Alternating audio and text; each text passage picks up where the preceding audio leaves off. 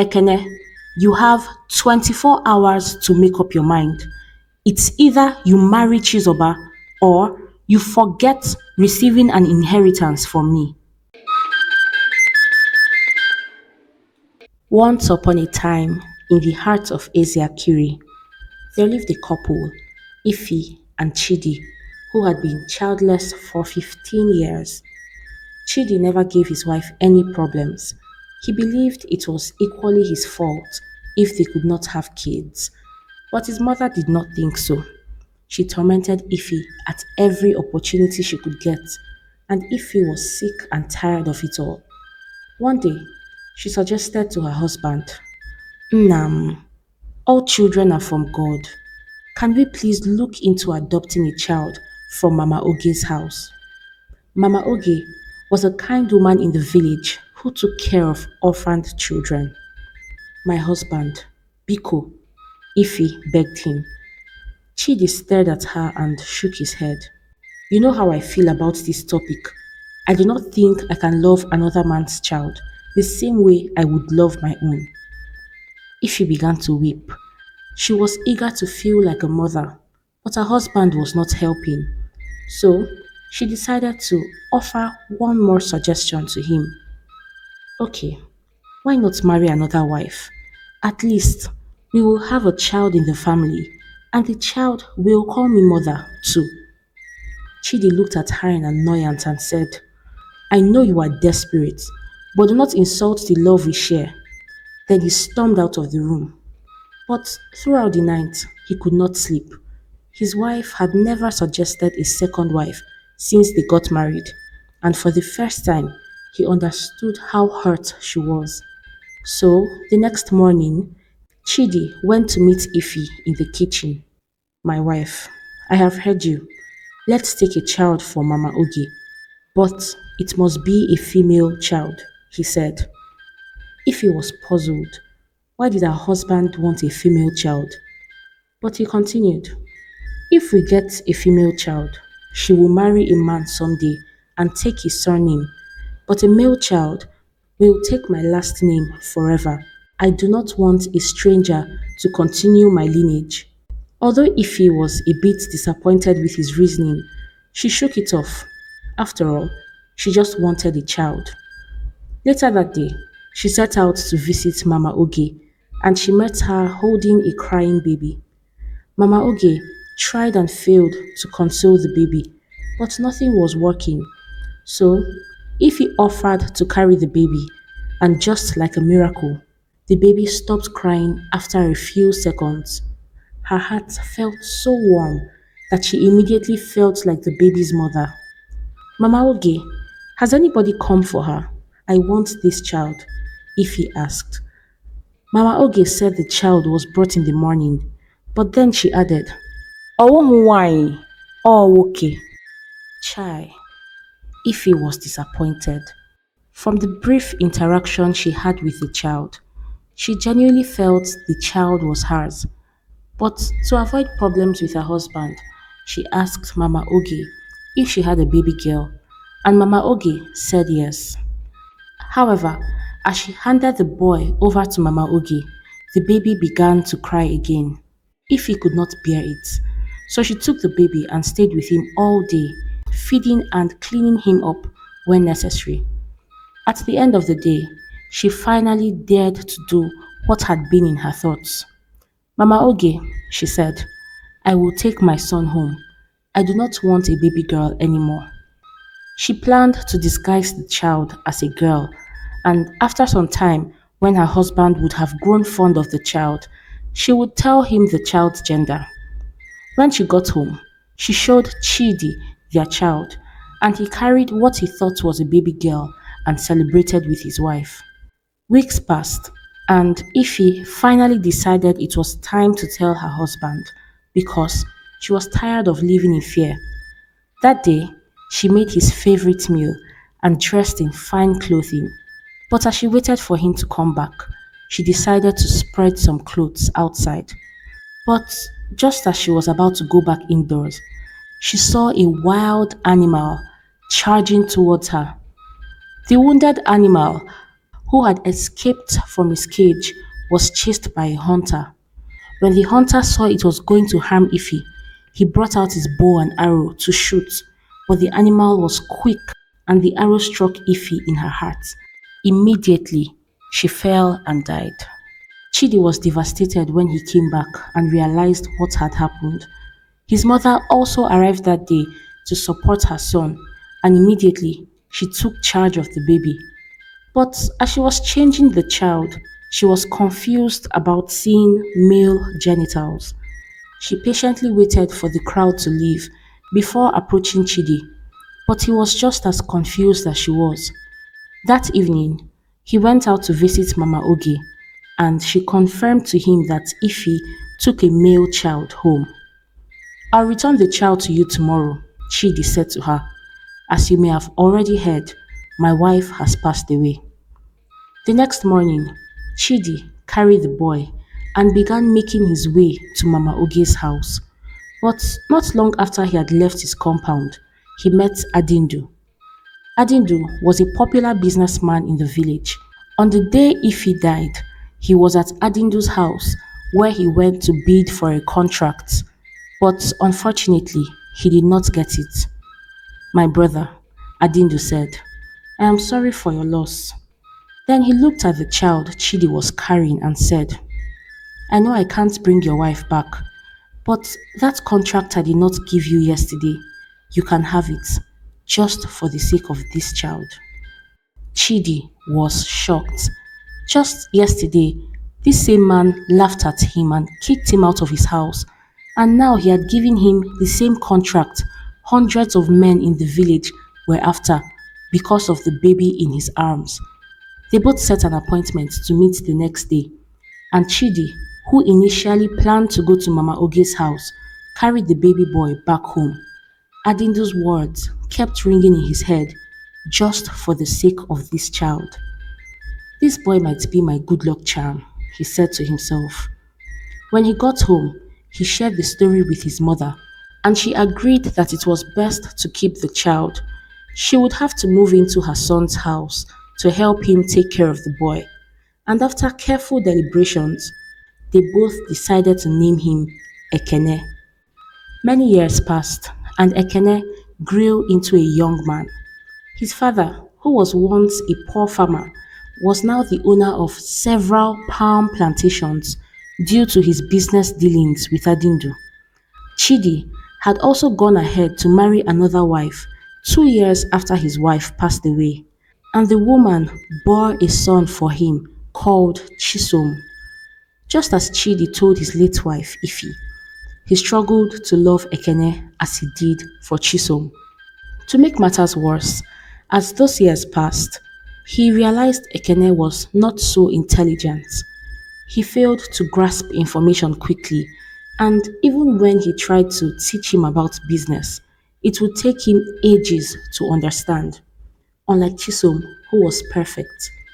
But as much as he despised Ekene, Ekene was liked by every other person in the village. His stepmother liked him, his brother Chisom adored him, and the villagers always wanted to be around him. They referred to him as Ochia. Ekene could tell the funniest jokes, making even the saddest person burst into laughter. He was simply a delight to be with. One day, Chidi was on his way home when he saw Ekene surrounded by some villagers who were laughing at his jokes. He went and pulled him out of the crowd because he was so irritated by his son's behavior. I've told you to stop making yourself look crazy in front of people. You have not been able to achieve anything with your life.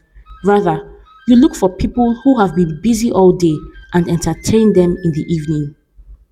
Papa, they are the ones that sought me out, Ekene answered. But his father responded in anger. Of course, they know you are jobless, which is why they can come and look for you anytime.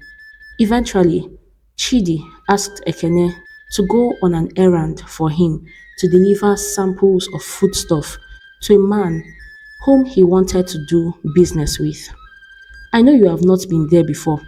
Don't forget to embarrass me when you get there, Chidi said. in a bid to mock Ekene. But Ekene did not mind. He was used to his father mocking and criticizing him. After a long walk, he got to Mazi Kelechi's house, and just in front of his house was a young lady sitting down. Ekene greeted her politely and asked her to call Mazi Kelechi so he could deliver his message. But the girl laughed and said, "What would you prefer? Would you like me to fly or disappear into thin air?" she asked him. Ekene was surprised by her response. He did not know what to make of it, but then she smiled and said, "I am crippled. I won't be able to help you with your request." Ekene was embarrassed that he did not realize her condition, so he sat beside her and smiled softly. He engaged her in a discussion, and in no time, she was laughing at his jokes. She laughed so loudly that she got the attention of her father, who ran out to see what was happening to her. "Chizoba, Onini?" Kelechi asked his daughter.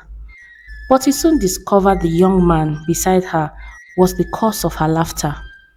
Puzzled at the situation, he asked Ekene what he was doing in his house, and Ekene told him why he was there, presenting the food samples.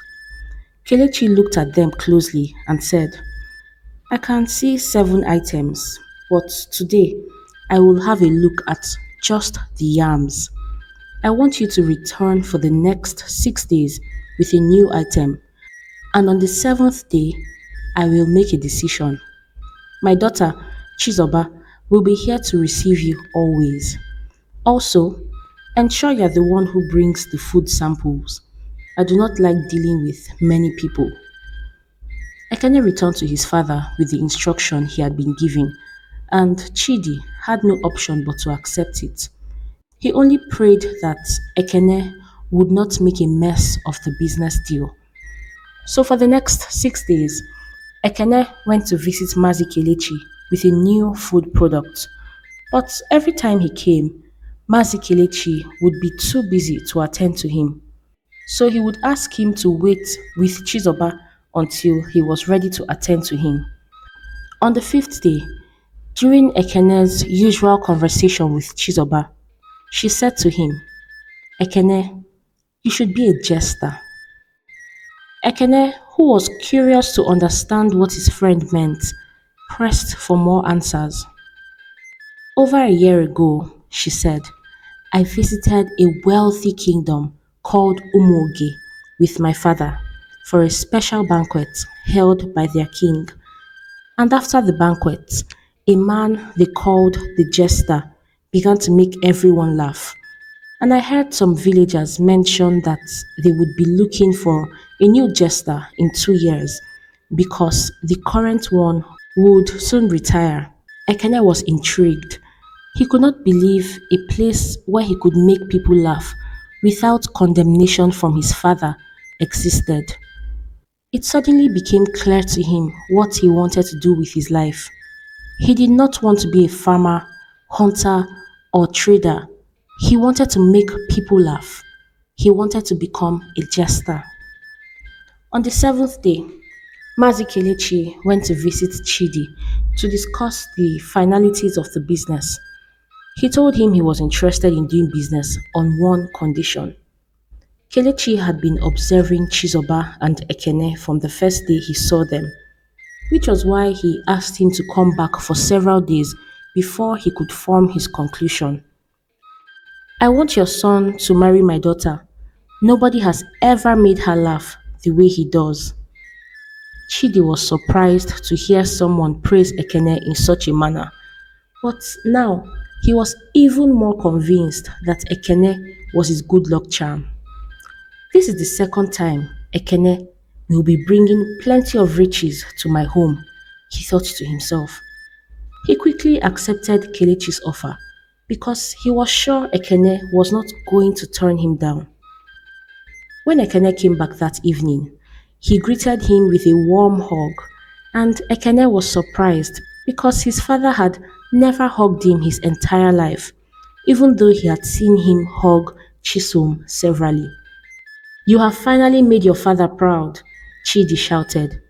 He told Ekene about Kelechi's offer and asked him to prepare to marry Chizoba.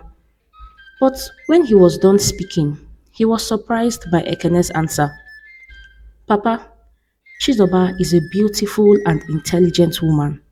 Any man will be lucky to have her as his wife, but I'm not ready to get married. I want to chase my dreams. His father looked at him in disgust. As far as he knew, this was the best opportunity his dull son could ever get. Papa, Ekene said slowly, I want to become a jester. I want to make people laugh. When Chidi heard what he had to say, he flared up and began accusing him of several things. Are you looking down on her because she's crippled? Do you even know who your parents are? Yet, I accepted you the way you are. Ekene was hurt. He knew his father did not like him so much, but now he was convinced his father hated him because of the harsh words thrown at him. After a while, Chidi calmed down and said to him, Ekene, you have 24 hours to make up your mind. It's either you marry Chizoba or you forget receiving an inheritance from me. That night, as much as Ekene tried to think of his father's threat, he could not get his mind off becoming a jester. He even cracked some jokes, making himself laugh before falling deep into sleep. The following day, a messenger from Chizoba's house came to summon Ekene, and he quickly followed. He met Chizoba in front of the house, where she welcomed him with a smile. Chizoba, Ekene said slowly, about the marriage. Shh, Chizoba said, interrupting him. I did not call you to discuss marriage. Just like Ekene, she was recently told about it by her father. Do you remember the village I told you about? There is a boat leaving this evening to that village. You need to do your best to get on that boat and present yourself to the king. When she was done talking, she realized that Ekene looked worried, so she asked why. My father would not let me go. Regardless, I do not have access to that kind of money to travel so far, Ekene said. Chizoba laughed and reached to her side and handed Ekene a bag of cowries, but he refused to take it from her. Ekene, she said softly, are we not friends? Don't worry. When you become a rich jester, you can pay me back my money. That sounded like a better plan to Ekene. He thanked her, but just as he was about to leave, he said to her, can we please speak about the marriage arrangement? He asked. But Chizoba said, I will never force you to marry me. Go after your dreams first, and when you are done, if you choose to marry me, I will accept your offer if I am available. Chizoba was a confident woman. She never saw her disability as a disadvantage to why she would not be chosen for whatever. Ekene nodded and slowly walked away. He went to his house and informed his younger brother Chisom of his plans, and later in the day, Chisom helped him to sneak out of the house so he could catch up with his boat. Ekene was finally on the boat. It took him almost a month to get to the village, but that did not matter to him. He was determined to get an audience with the king to prove himself. Finally, he got to the village border, and just as he was about to walk into the village, he was stopped by some warriors. If you're not an indigene of Umuoge, you cannot be allowed in. Our priest is currently performing some rites. Ekene was disappointed. His world was shattered. When will I be able to enter? He asked them. But they did not answer him because they were not allowed to. Rather, they bullied him and several other visitors back into the boat and asked the boatmaster to leave immediately. Ekene could not believe what was happening. he began to believe his father that he was indeed a failure. All these weeks, he had journeyed for nothing. His trip back home was very miserable. The passengers, whom he had previously entertained with his jokes, could not get him to smile. 5 weeks later, they arrived at Eziakiri, and Ekene was scared to go home, but he decided he was going to go and meet his brother and ask if he could be his servant whenever he received his inheritance. He knew Chisom would not refuse him, but when he got home, he saw his mother and Chisom in front of the house looking very sad in black clothing. Papa has passed away, Chisom said to him. He fell ill and never recovered. Ekene was shocked. How did it happen? He had just been away for some months. Chisom urged him to go to his graveside, where he and other late family members lay. But Ekene refused. He did not want the news to be so real to him. Rather, he locked himself inside the room for several days. One evening, he decided to visit his father's graveside. He was so downcast that he did not notice the presence of a man who had also come to visit his late friend's grave. When Ekene saw his father's grave, he knelt and began weeping. He stayed in that position for some time, thinking of how much he disappointed his father. Papa, he said, with tears in his eyes, the best gifts I can give you are my jokes. They are all I have, and they mean the most to me. Suddenly, Ekene got up and began performing his jokes by his father's graveside. He performed just as he would have done for the king of Umoge, and immediately he finished, he heard someone clapping behind him and laughing uncontrollably. Ekene turned in fear and asked who he was. The man said he had come to the village for a trip and decided to visit an old friend's grave. But what shocked Ekene the most was when he introduced himself as the jester of Umoge. For many years, I have made people laugh, but nobody has made me laugh as much as you did today.